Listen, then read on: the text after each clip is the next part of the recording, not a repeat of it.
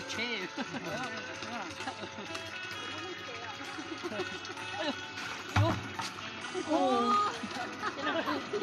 Ôi trời, các đường còn kén à. Lấy to gọi chó. Em chồng kìa. Đây đừng nói để chị muốn kén cho ai.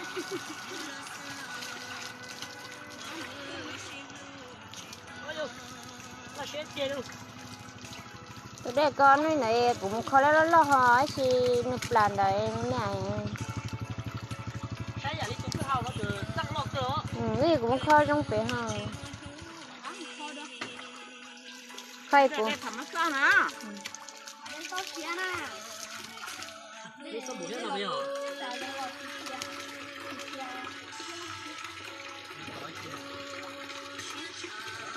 Nào, khó đây rồi. Ôi đâu. Nó có còn kén hết á. Mua cho xem bụi có chảy lúc tao chuồn đâu bây giờ. Đây nó chúng cái. Đúng rồi, quá chi lên.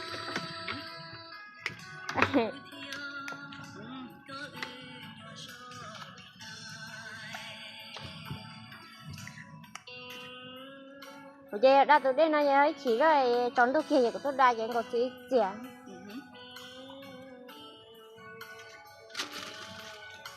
Chả nó mà chỉ ấy cho hết chua.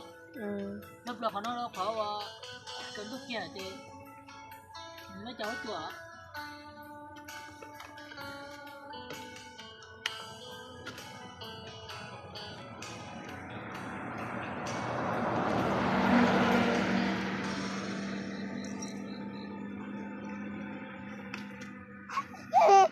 Giật cò hả?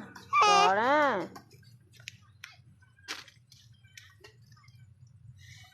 Đây thôi này, đây là bộ hổ. Cái hầu nó hết sữa. Nó hổ nó đó. Nào tụi nó tay bẻ cho cái hạt bẻ là con chuột chuột đó bẻ là Chị chua. chỉ chuột là.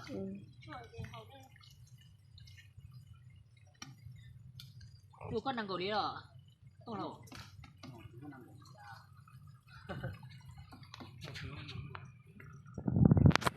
Cầu. Vậy em muốn chuột đó là em hết chưa?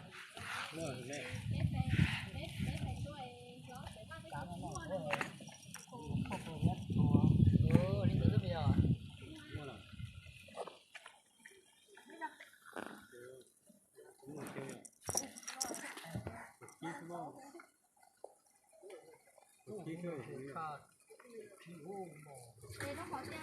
Cầu gì á?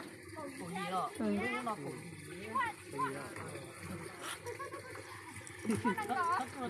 Cầu gì á? Bún có phốt số cho năng cầu là.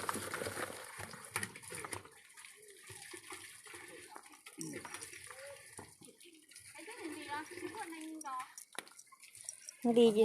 Giờ còn đi lấy chứ cầu xa cầu gì nữa?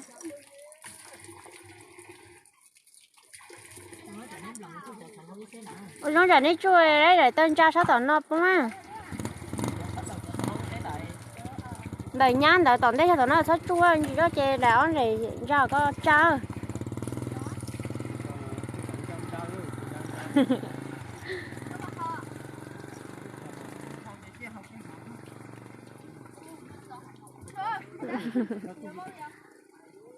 Cái này thì chỉ cho nó thì hải sản là chỉ không á.